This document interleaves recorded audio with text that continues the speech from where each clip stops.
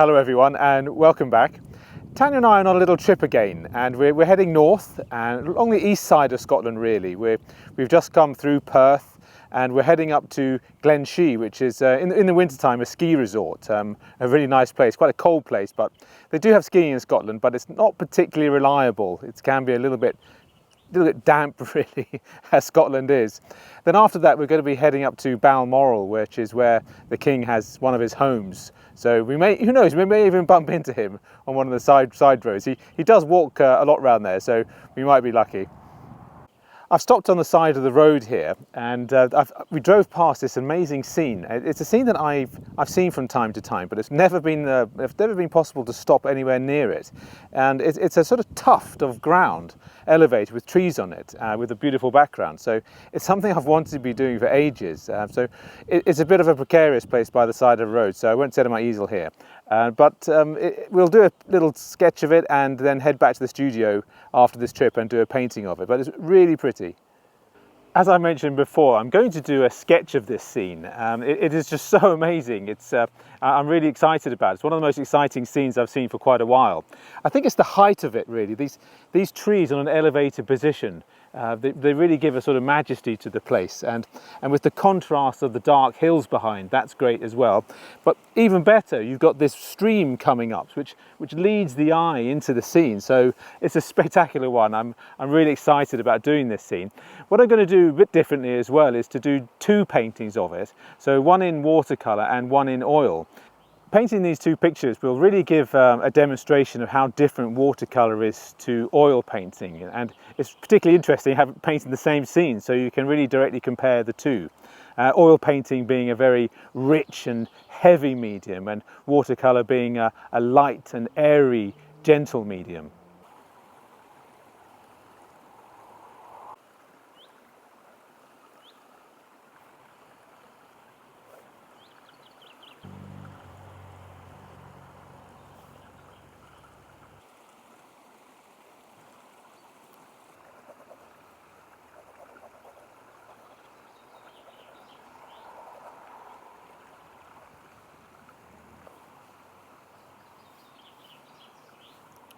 So here's the scene, or my drawing of the scene, and I think it's really nice. There's something really fascinating about the elevation of the trees, and I think I sort of run out of paper at the top there, so I might make them a little bit bigger. And you've got the stream coming down here, and the dark, moody sky behind. There's probably about 3 compositions around here that you could do, but I'm pretty happy with this one. And I like the dead tree that's come in here. That's given a nice sort of diagonal into the picture, but I really do feel that there's a sort of moving into the picture, which is what makes a good composition, I think. So I'm really excited about doing this painting. Look at that amazing scene. That tree on the right there is fantastic. The mountains behind. Beautiful. So again, on the right here, you have the big mountain, and you have this light coming onto it. It's like a beam of light from the heavens, and that is the most spectacular form of lighting there is. I love that part of it, and the way it goes from high light to darkness so quickly. Really interesting. That's a really pretty sight. I love it when the road sort of snakes into the distance like that, and these sheep on the right are so good. They've been perfectly placed almost.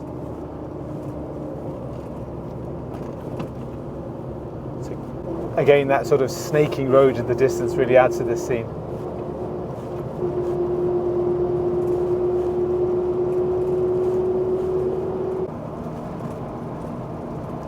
It's a bit uppity, isn't it?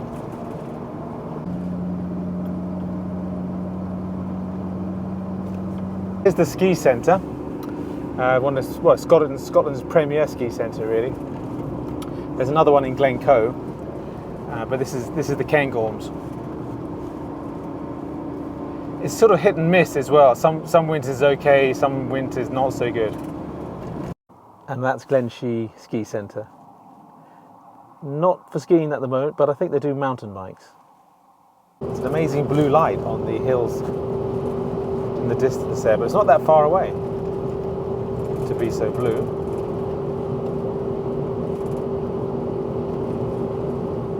So these posts on the left and right, they're snow posts, so you can imagine how snowy it does get up here from time to time. And we went through a barrier for road closed, so they do close this road quite often, I would have thought, in the winter. Get far enough off the road.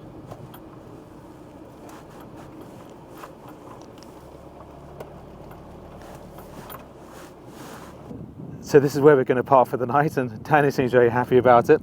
We're quite close to the road, but it's a very quiet road, especially at night. It's really just a road going up to the mountains, so I can't imagine there's going to be too much traffic. But it looks great.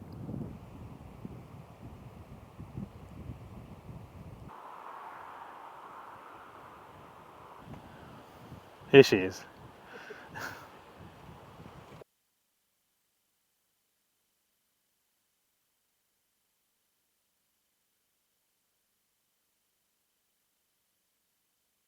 We had a good night's sleep here, and very few cars coming in the middle of the night, but it was really good.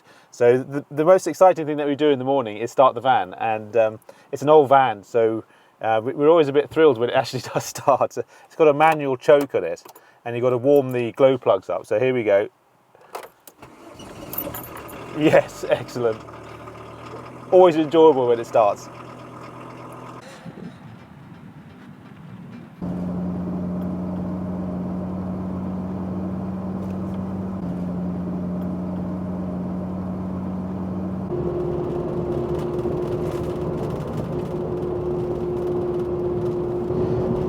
We're in the Cairngorms, or the eastern side of the Cairngorms, heading up north, and we're going to go to a place called Findhorn. One of my YouTube followers has contacted me, and she wants a painting done of Findhorn as a commission. So this is going to be interesting. So we'll record it as well, and looking forward to seeing how it goes.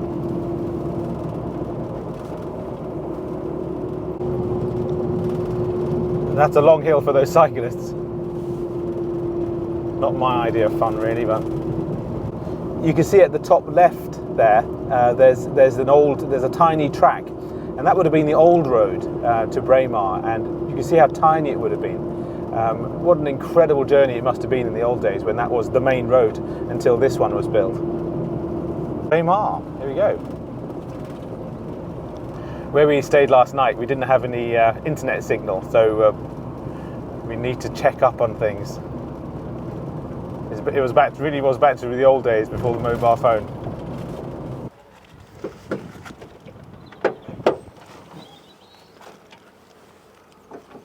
We've just had our coffee and come back to the van. I've had a look underneath the van. There's a bit of an oil leak, so it's one of the problems of having I think it's 25 years old van. So I've checked the oil, and it seems fine in terms of how much oil is in there. Underneath the van, you can see the oil leak. There's the oil leak. It's only been there for about half an hour or so. So I don't know whether it's serious or not. You can see there's a little screw that it's dripping through underneath this plate here. I don't know anything about vehicles, so if I don't know whether it's serious or not serious, you can drop me a line. You can message me if it's serious or not. I don't know. But you know, old cars, they need a lot of maintenance, so, and a lot of oil changes. So we'll just cross our fingers, really. Hope it doesn't get worse. So we've left Braemar now, and the engine started fine. Everything sounds fine with the car, but it's definitely something we're going to have to check out at some point. I think it's because it knows it's got its MOT and service in a couple of weeks' time. It's playing up for us. It always does that. Last MOT, it flew through. There were no issues at all, and I've never had a car that's done that. So this is the first. Even though it's 25 years old, it just passed straight away. So the countryside has changed a great deal since where we parked last night, and it's gone from bleakness to trees and forests, and that's just a few miles. So that's what's wonderful about Scotland. It's constantly changing. I love this part. It's lovely.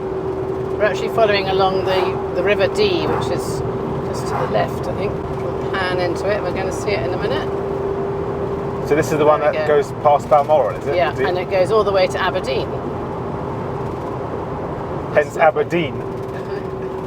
Oh look, there's fishing in there. Salmon fishing, I suppose. Nice old stone bridge. These lovely. Yeah. Look at that. Look at that. Stunning. That's gorgeous. I think we should do a river painting. I think that would be a good idea. That dappled effect of the light coming through the trees. I love it. My aunt my mum's sister, sadly departed now. She used to love coming to England. She lived in South Africa, and she used to love coming to England and Scotland to see this sort of scene, these sort of tree-covered roads. She used to get very excited when she saw that. So this is the entrance to Balmoral, and the Balmoral residence, the King's residence here. This is actually where the Queen died. Gosh, was it? 3 years ago, maybe. No, a couple of years ago. I think A couple of years ago. And then they drove her all the way to Edinburgh, and she laid in state in Edinburgh, St Giles Cathedral, for 24 hours, and we actually queued up. For hours, wasn't it? Yes, and went past the coffin. It really was quite an incredible experience, actually. It really was. Wow, the parking's pretty serious. This isn't holiday season yet, but it's really busy.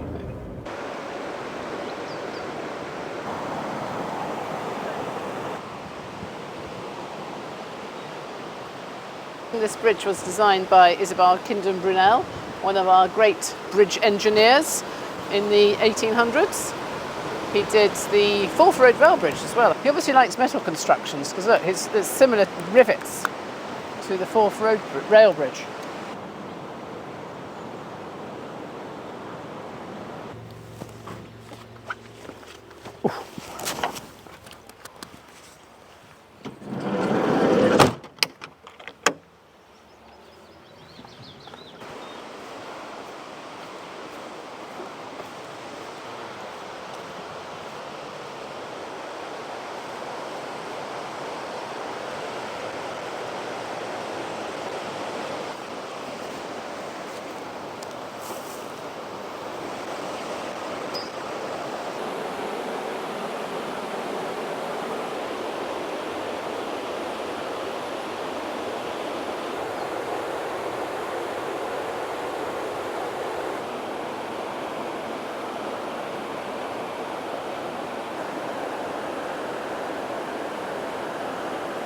So this is the drawing I've worked out, and it's quite a complicated drawing. I've sort of bitten off a lot here, and normally watercolour is for simple subjects and not to overcomplicate things, but this is quite a complicated scene, so we'll have to see how it goes. So we've got the bridge coming across here, the two ends of the bridge and the water, and then this stump here. So in the real picture I've got a lot of branches coming across, which I'm not going to include, so I'm just going to do it like it's two broken off stumps.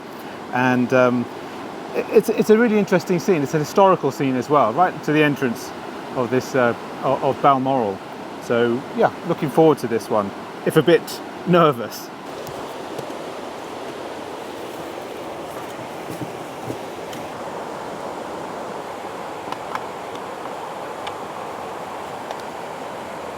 I'm contemplating what size of painting now, because you've got to work out the proportions of it. Is it a squarer picture, or is it a more horizontal, rectangular picture?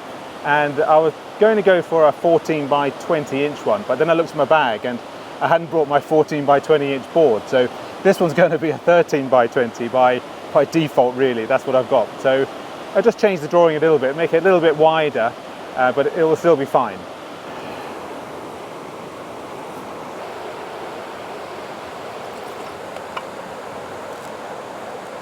Just spraying a little bit of water over it just to moisten the colours.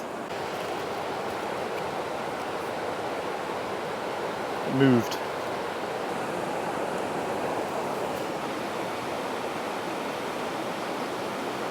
How are you getting on with the drawing? Yeah, it's going pretty well. Just trying to work out the scale. The scale is the most important part of the drawing, really, because if you start here in one scale and then you draw something else, that next bit of drawing has got to be in the same scale as that part. So scale is the part that I have the trouble with, or that's the part I'm really concentrating on. Everything's got to be even and the correct scale in relation to everything else. So the drawing that I've done is quite a simplified drawing, nothing complicated. And one of the great phrases in watercolour painting, really, is that if you have a tight drawing, you're going to have a tight painting. So you don't want to start that way. You want to start including the drawing in a relaxed way, not too intense, not too intense on detail, because you'll just carry that through to the rest of the picture. So try and start the painting how you intend to finish the painting. So here's the drawing. We've had a little bit of difficulty with lighting it today, but if you notice on the last pictures, there's a dappled light coming through. So we've sort of rigged up some sort of barrier for the light, a shade for the light on the tree here, which I'll show you a picture of it. Anyway, so this is the drawing. And one of the interesting things about drawing is how detailed you want to make it. And for watercolour painting, you really don't want to make it detailed. It's just indicating where things are. If you make things detailed, it sets you off on the wrong foot. So when you have a tight paint drawing, you end up with a tight painting as well. And that's not what you want. You want a loose drawing, and then it flows into a loose painting. So it's really just a question of indicating things, but placing them. Really, you're trying to place the objects on the piece of paper. As I said, normally work from top to bottom.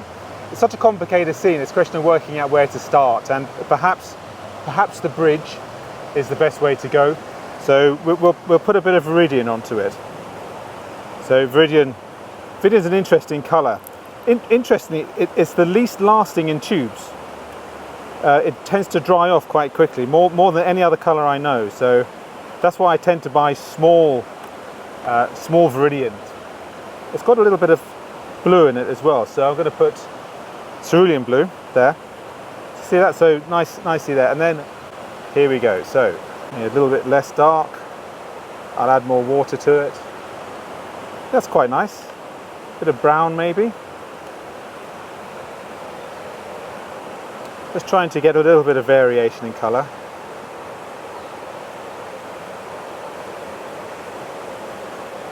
And then here. So that's a good start. I'm very pleased with that start.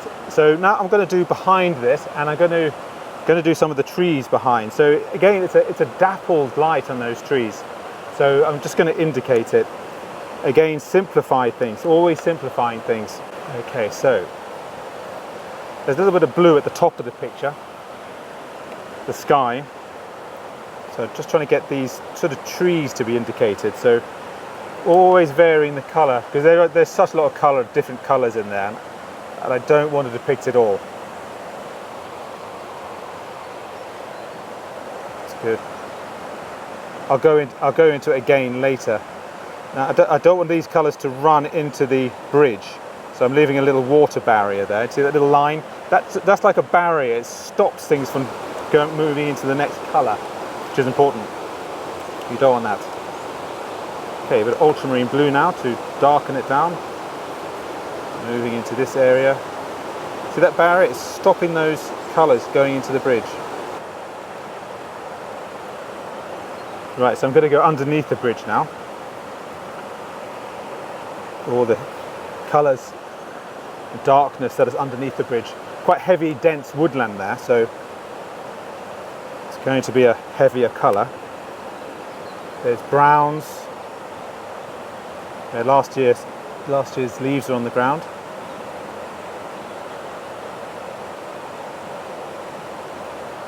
Lighter greens. So there's going to be a bit of white paint at the end of this painting.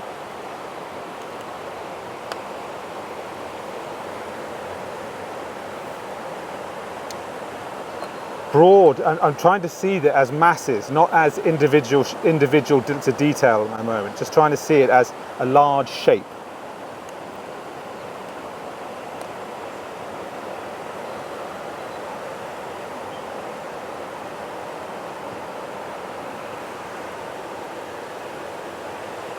Okay.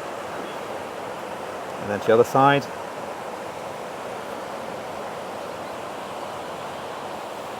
There, so just broadly getting it in, not too much detail yet.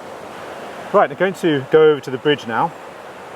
So a little bit of, it's quite a, well, I don't know, it's quite bluey in fact. It's quite a blue tone to it. So let's get a bit of ultramarine blue and brown. So just trying to indicate it.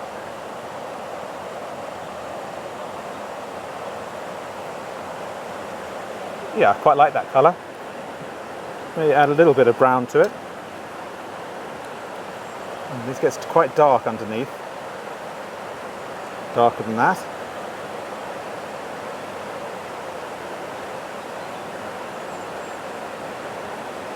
Always, colour's always changing so much. That's why you can't really mix up any sort of one colour because there are so many colours.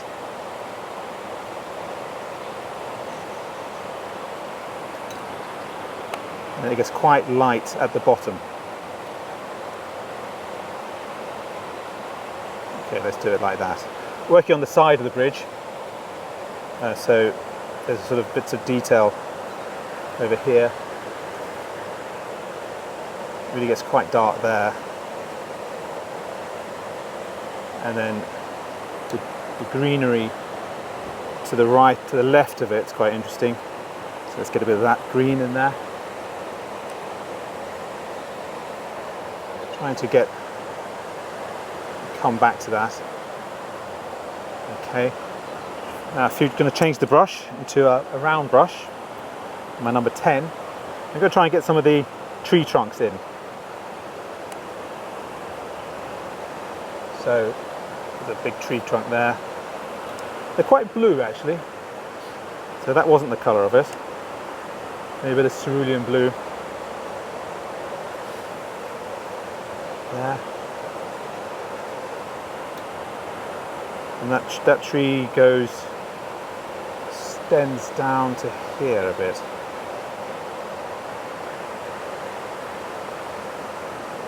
Everything's warmer, so everything's drying off quite fast now, which is quite good. It's a lovely day today. Actually, my shirt sleeves. We are, it's really warm now. Okay.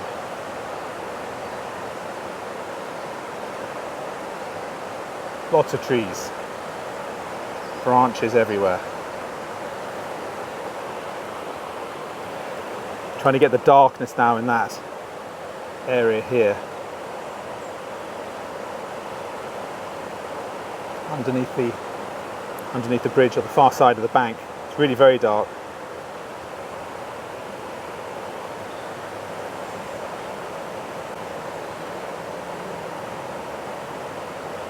It's an interesting way of painting. I'm very attacking. My nature is to attack a painting, and I control it rather than the other way around. Under the bridge as well, a little bit more darkness. It's really very dark under that bridge.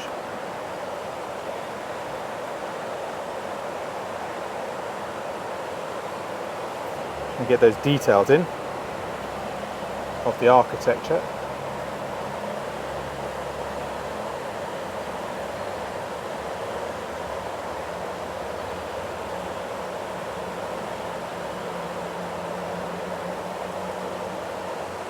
Okay, I'm going to tackle the underside of the bridge now, and that's really dark.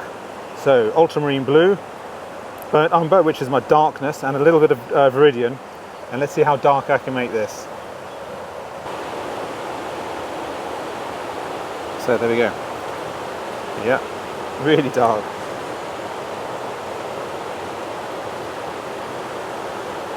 Capture that.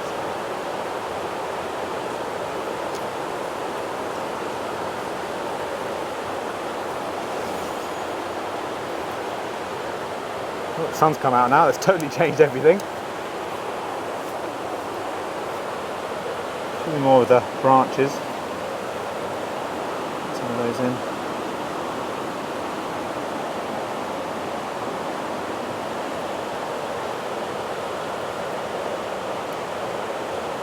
Beautiful day.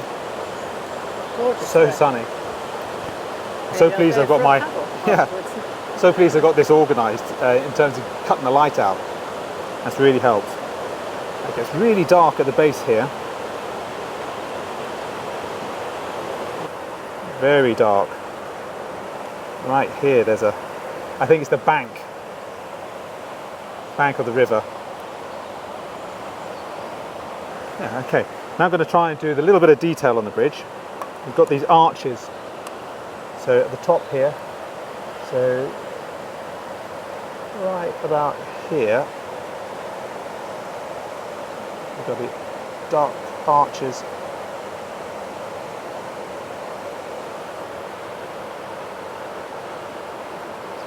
Top rail. and the vertical struts. See, I really am trying my hardest not to put the detail in. That is something I don't really enjoy detail that much. That might be part of the reason I do it. I don't want to spend my time painting little fiddly bits. You know, I like the broader scene. And if you paint lots of small bits, it's much more difficult to get these things finished.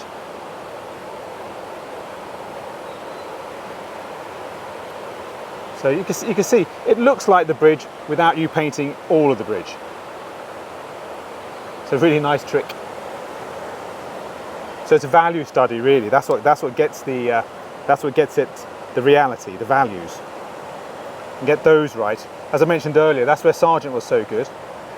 He could capture values better than anyone else. He could see subtleties in change of colour. I think it's one of the reasons he was so great. One of my favourite phrases of Sargent, he didn't really write much, and before his death, he actually burnt all his correspondence. So there's not really, he's quite an elusive figure because there's not much written down. He burnt everything. So, but one of the things he did say, which I like, he was asked once, why are you so good, Mr. Sargent? And he pondered it for a little bit, and he said, well, I think the reason is because when you look at art, you think of it that way, pointing at 12 o'clock. He said, when I think about art, I look at it that way, pointing at 1 o'clock. So it was really just a perspective that he had. He had a different perspective. He looked at it differently. Amazing guy. I thought that was a really interesting comment. Now I'm going to head across the water to this area in the distance. So I'm going to blue it out because I want to show that it's in the distance.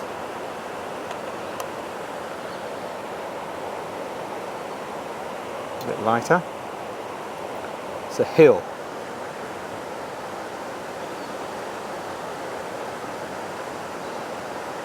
Going there. Right like that. And then it spreads down into the green fields. So a bit of yellow in there. Too much.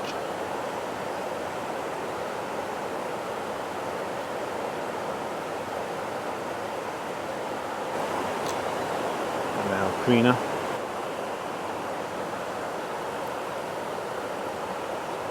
There's lots of people walking by on the bridge looking down at us, but nobody's coming down here to have a chat yet, which may be just as well. Okay, so I'm going to have a go at the sky now, just to give a hint of the blueness of it. It is a nice day.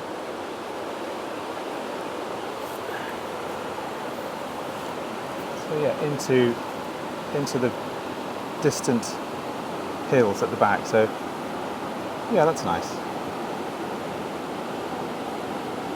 Now the water, what a complicated thing the water is.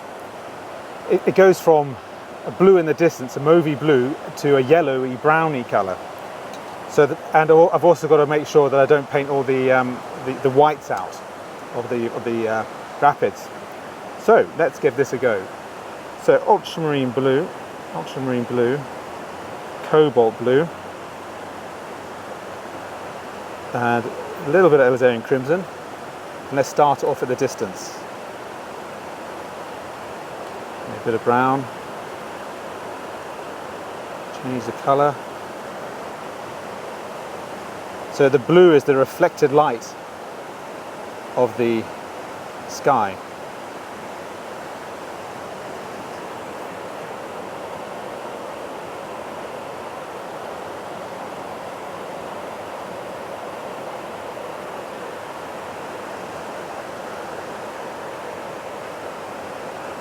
Trying to keep the highlights of the rapids. So now it turns into a yellowy red colour, really dark as well. Trying to keep some of the rapids here.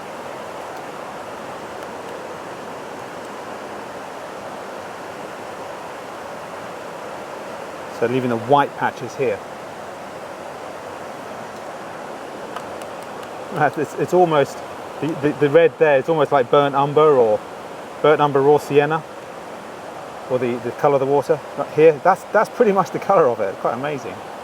Rusty sort of colour.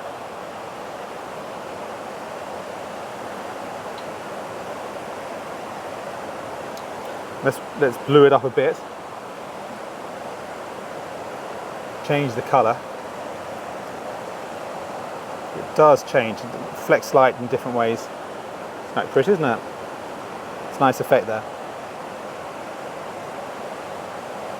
So keep these rocks separate. It changes again, really brown here.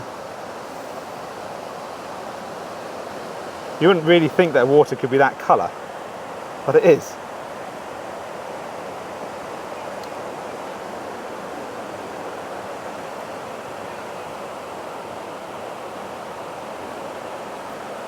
So my white paintbrush is going to be quite busy today.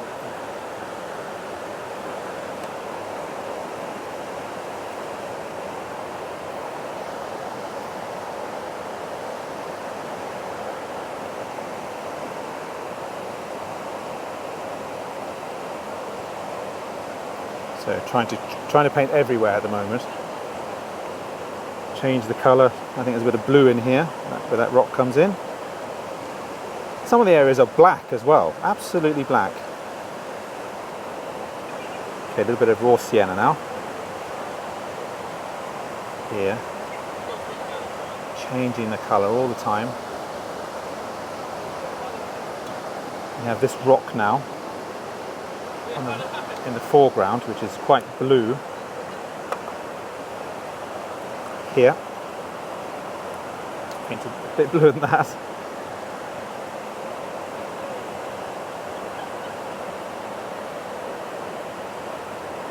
One of the interesting parts of painting as well is that paintings only look good later on, and that's a problem for many people, because they just lose faith in it and stop.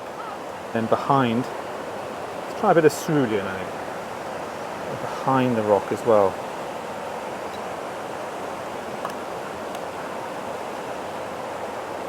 So trying to make this foreground rock come out. Again, trying to get the darkness in this water here. It really is very dark.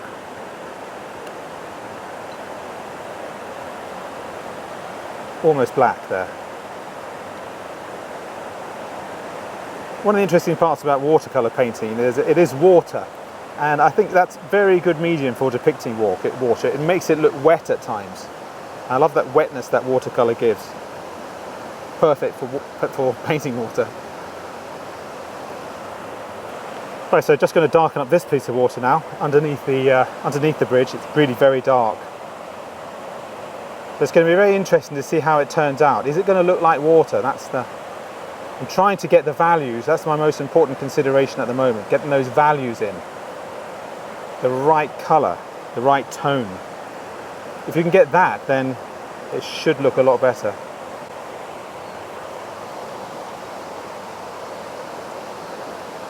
Just like me trying to get my right exposure. It's exactly the same thing, Tanya, yeah. Cameras and painting are the same thing. They operate in the same system of exposure and getting the right tone. That's why you always need a human behind the camera, because the camera can't work it out by itself.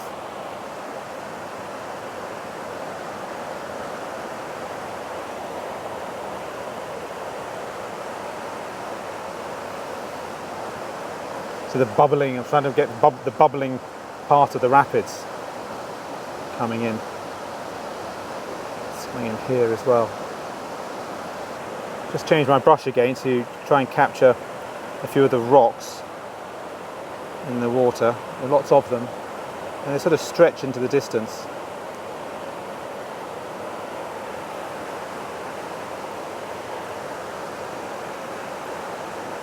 So I'm going to work on the rocks now, here, and they are quite a light colour. It's obviously something else. So the face, the top part of the rocks, sort of the slightly bluey, yellowy, browny colour.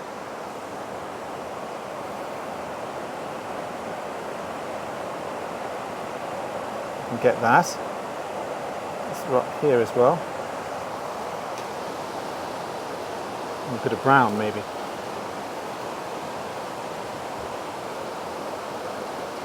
Lots of them. Go into here.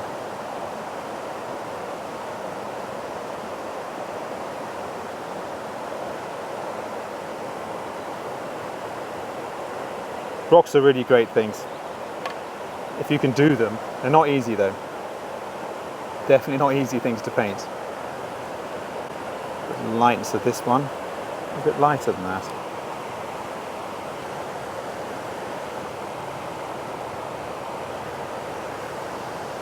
So I'm back to my big brush, my big number 12.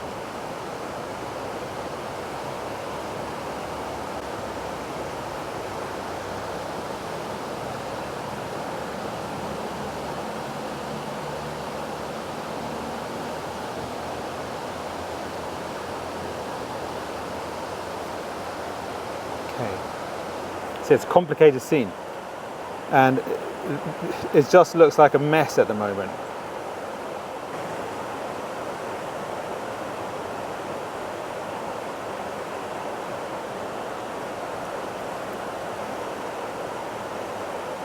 This is the water still coming in on that rock. Sort of, it's a bit too wet to do. Change my brush to a slightly smaller one. Now we're going to paint the shadows. And I'm going to bring some cerulean in this as well. There's a shadow here. And that sticks out. Goes across here. And a little bit wet still.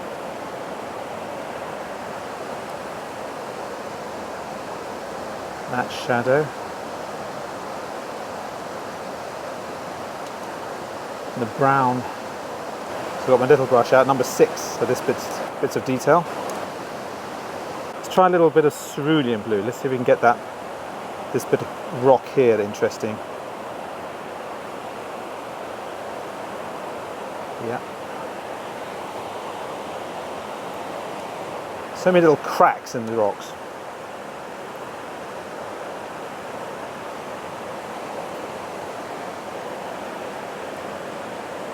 Browner sections. I wanted to pick this rock as a very different thing. So this is a different rock. So if I change the colour on it, which is slightly different, but I change it more, then that would give the hint that this is something different. This isn't the same as before. That's where change of colour can be so useful. And behind, it goes back to the blue. So we've got this rock here, shade of that, and that goes into there. And this has a shadow, bigger shadow this side.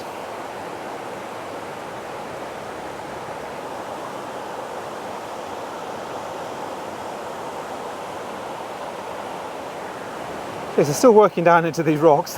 They are complicated. I think the best rock painter of all has been Sargent. I look at some of his paintings of rocks and they're just amazing. How he had the patience to do it, I don't know.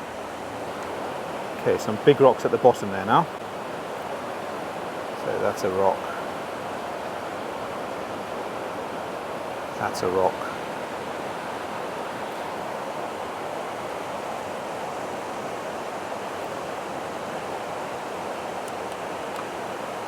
It's quite a long process, but we record it anyway. It's always better with recording these videos to over-record than under-record. And it's difficult to know what to show and what not to with videos, so sometimes they can go along quite a long time. But if you could let me know in the comments whether you think I should make it shorter or longer, that would be interesting to read. Okay, going to head up to the other part of the end of the bridge now, and it's a sort of bluey, browny colour, lots of colours in there. And raw sienna, constantly changing that.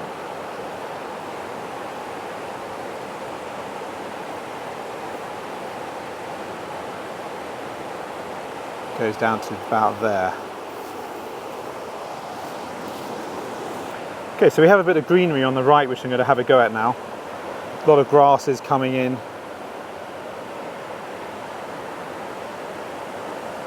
Over here. Big lot of grass here. So I tend to use a lot of the greens. Something about yellow I'm not really happy about, and I haven't quite come to terms with yellow on the palette yet. So normally you'd mix colours, the yellow, but I think maybe it's to do with, it makes the water so dirty, tints it.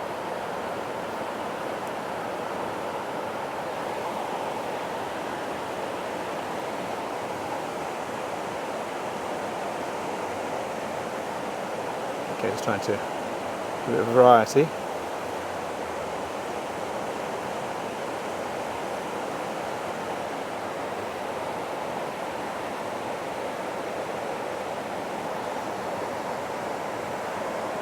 So back to the rocks again. We've got some nice big rocks here, which is good. Lots of little things going on.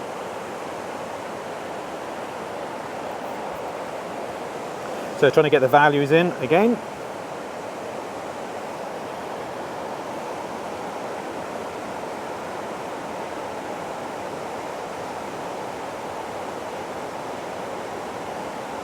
A bit too wet. Okay, there's a tree there which I'm going to paint on the right.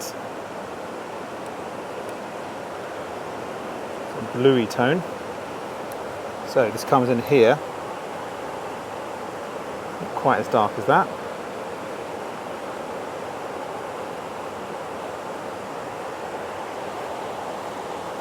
Goes over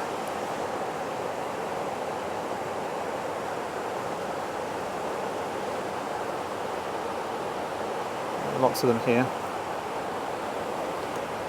Get a few details on the bridge now.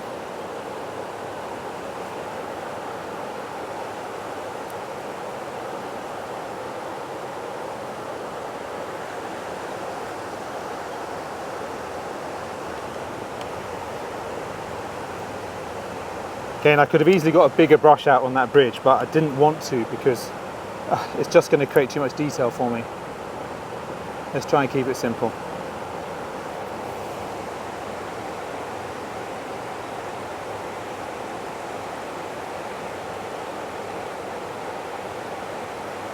So again, just enhancing the values of these rocks, making them come out more.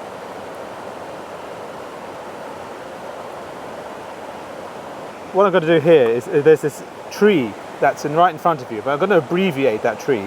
And I'm just going to include the stumps of the tree, really. So we're going to have one coming from here. They are quite substantial. One there.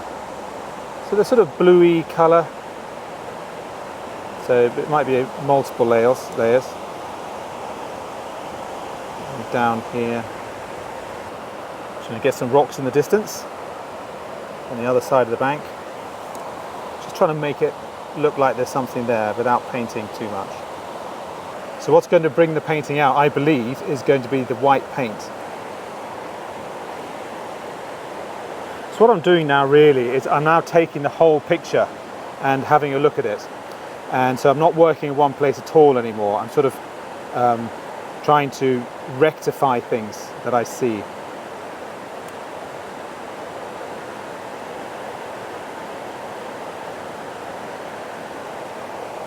Darken the tree now, should dried. So a lot of darkness in there.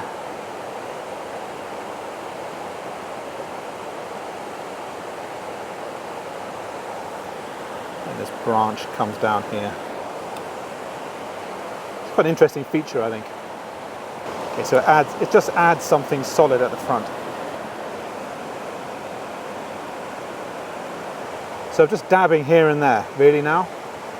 Trying to get some of the values in the water because there's sort of ripples and waves and all sorts going on. So they're quite dark shades.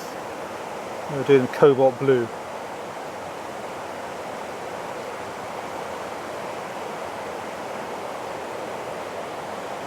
So darker patches and lighter patches all the time. These little marks which sort of give water movement. Trying to make that water move now. This is the next stage of getting these paintings right, movement of water. So I'm going to go move to Cerulean blue now.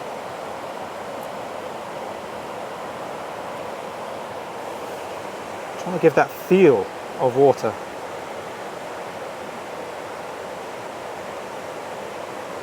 Don't know whether that does. I think it does do it. So we're going to go into a little bit of detail in the bridge now. And if you look, there are lots of triangle or diamond shapes in there. And I'm going to try and depict some of those. I think it's an interesting and a good feature of it. So just maybe a few hints of them. Hit there, here and there and everywhere. So there's the background coming through.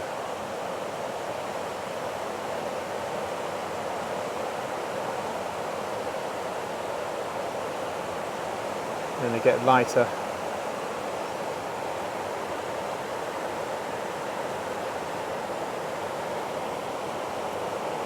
Just a little bit of detail in it, not too much. So maybe have a few darker patches too in the underneath the bridge, which is where the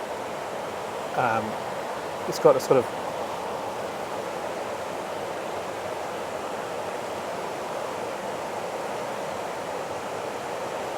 whether you should do that or whether you just leave it, I don't know.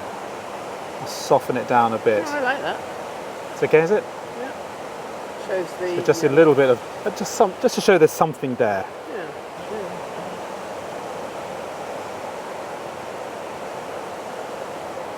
But you don't have to paint every rivet on. No, definitely not.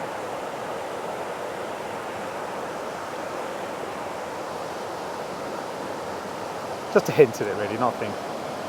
Whether I should have left it, I don't know.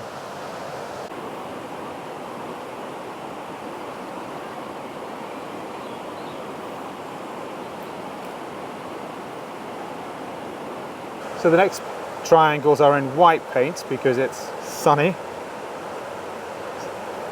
So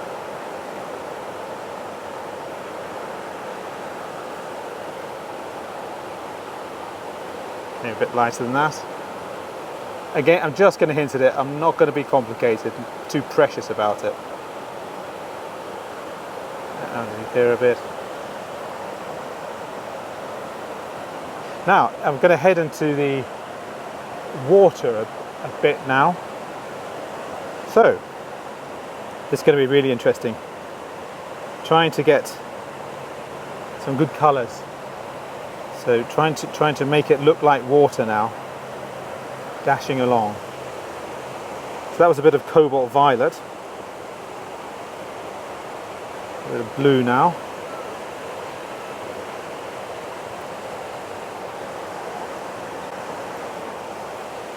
Very, very light, so make it a bit whiter in fact.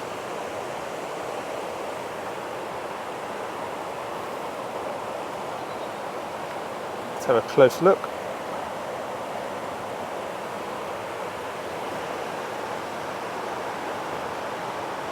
These wonderful areas of rapids.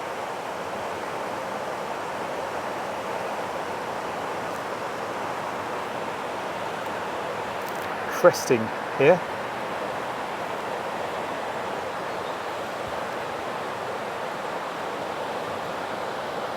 All going downstream. So I like gouache white with paintings. I think it makes a really interesting additive to it. So I'm not shy in doing it at all.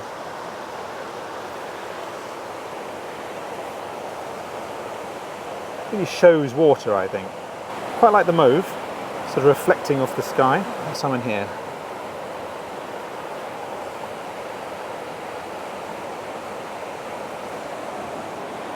Yeah, I find that nice. Like that. Just a few highlights on the tree and the stumps now, so trying to get those in. Not much. Give it a sense that there's some sort of... There is still a bit of lightness in it. Maybe I'll I'll put a bit of yellowy white to give it the sense that the branch is snapped, which it has at the top there. So that, a bit of yellow maybe, yellow ochre. I brought, it's a bit dry, my yellow ochre, so not really behaving as it should. Yeah, just to say that this is snapped, so that change of colour going in. Just going into the grass a bit, just needs a little bit more something going on in there as well. So just these little quick hints of something. The grass goes in all sorts of different directions. You've got to know when to stop though, that's the issue. When am I going to stop? I'm just trying to hint a bit in the distance there, some wonderful greens coming through. Spring greens. Thousands of little leaves. And then I'm going to finish this painting off with a little bit of pencil work.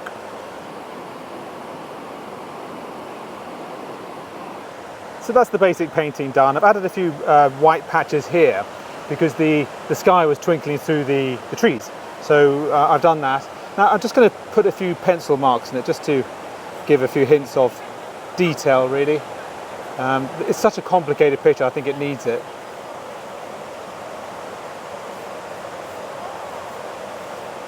So just like indicating a few of the rocks.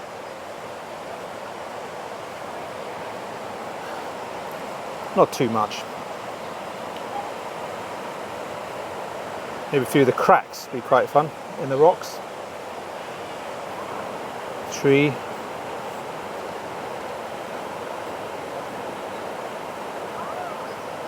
Bit of rock. So just hinting things really, just to try and make it look a little bit more real. And some of the twigs on the other side of the bank. All these verticals and so many branches coming out.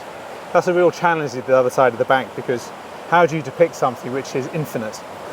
So a lot of brickwork there. That'll do. So that's it. Right, so the last thing to do is the signature, which I'm going to place on the left hand side of the painting. So here we go. James Potter. There we go. So here we have the painting all done, and I'm pleased with it. I'm pleased because it was a really complicated painting, and I did look at it twice and thought, ooh, that's going to be a bit tricky. But I think it turned out okay. It was an incredibly full painting from the very bottom to the very top, and the sides. There's a lot in there. There's no easy area in it. So I'm pleased how it came out, and I'm pleased that I maintained the impressionistic approach to it too. It would have been quite easy to start to being lost in the details of the bridge and the rocks, and so I'm pleased that didn't happen. I hope you like it as well. The next thing we're doing is heading off to Findhorn today to do that little commission painting, and it's quite remarkable here in Scotland at the moment. I was quite hot when I painted it, and that is amazing. That is so unusual in Scotland to be hot, especially we're really quite high in Scotland at the moment. So yeah, there it is. I hope you enjoyed it. Again, it's painted 20 by 13 inches on a Fabriano Artistico paper, £140, not variety. So that's that paper, which I like. But as I said in another video earlier, I will be using other papers as well, just to see what it's like really. It's always good to experiment. Anyway, I hope you enjoyed watching that and seeing the painting develop in this beautiful location. We didn't see the king, unfortunately, but that would have been quite fun. I was fantasizing about him coming to paint some of it, so that would have been great. Anyway, I look forward to seeing you next time. Hope you enjoyed that, and if you can give me a nice big thumbs up, that always helps the video, and subscribe if you can, that would be great. Anyway, thanks very much. Bye bye.